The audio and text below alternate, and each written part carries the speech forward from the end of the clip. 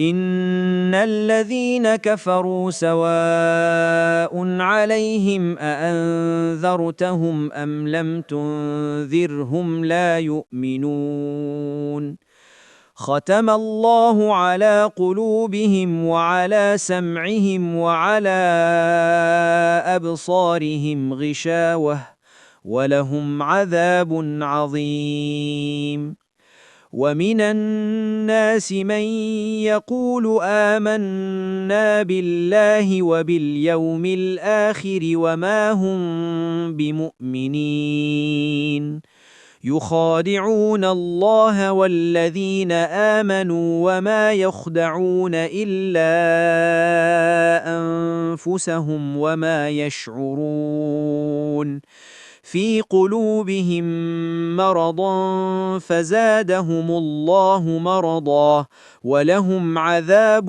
أليم بما كانوا يكذبون. Ayat 6. Hakikat kafir, ketersumbatan.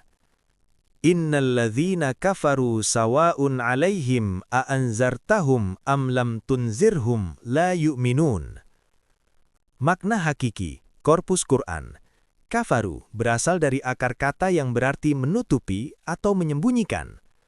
Petani disebut kafir dalam bahasa Arab kuno karena mereka menutupi benih dengan tanah. Tafsir tanpa bias, kafir di sini bukan label administratif agama, melainkan kondisi mental. Seseorang yang sudah sengaja menutupi kebenaran yang ia ketahui demi kepentingan, harta atau tahta, maka diberi peringatan atau tidak, hasilnya sama. Ia menolak untuk merasa aman pada kebenaran. Yu'minun. Hakikat makrifat. Ini adalah kondisi jiwa yang terkunci. Ketika ego sudah terlalu besar, cahaya ilahi tidak bisa masuk. Peringatan dari luar tidak berguna, karena guru sejati di dalam dirinya sudah ia bungkam sendiri. Ayat 7. Mekanisme penutupan kesadaran. Khatamallahu ala qulubihim wa ala sam'ihim wa ala absarihim ghlishawah, walahum azabun azim. Makna hakiki, korpus, khatama, menstempel atau mengunci rapat. Ghlishawah, selaput atau kabut yang menghalangi pandangan. Tafsir tanpa bias, ini adalah hukum alam, sunnatullah. Jika seseorang terus-menerus menolak fakta dan nurani, maka secara biologis dan psikologis, fungsi pendengaran dan penglihatan kritisnya akan tumpul. Ia terjebak dalam gema pikirannya sendiri, echo chamber. Hakikat makrifat. Tuhan mengunci, berarti berlakunya hukum kausalitas. Seseorang yang memuja berhala materi akan kehilangan kepekaan rasa, qalb. Ghisyawah adalah kabut nafsu yang membuat dunia tampak sebagai tujuan akhir, sehingga ia buta terhadap hakikat kehidupan yang lebih luas. Ayat 8. Fenomena lisan tanpa hati. Wa minan nasi man yaqulu amanna billahi wa bil yaumil akhiri wa ma hum bimu'minin. Makna hakiki, korpus, yaqulu, berkata atau lisan saja. Tafsir tanpa bias. Inilah awal pembahasan tentang kemunafikan, orang yang menggunakan agama sebagai alat branding atau komoditas politik.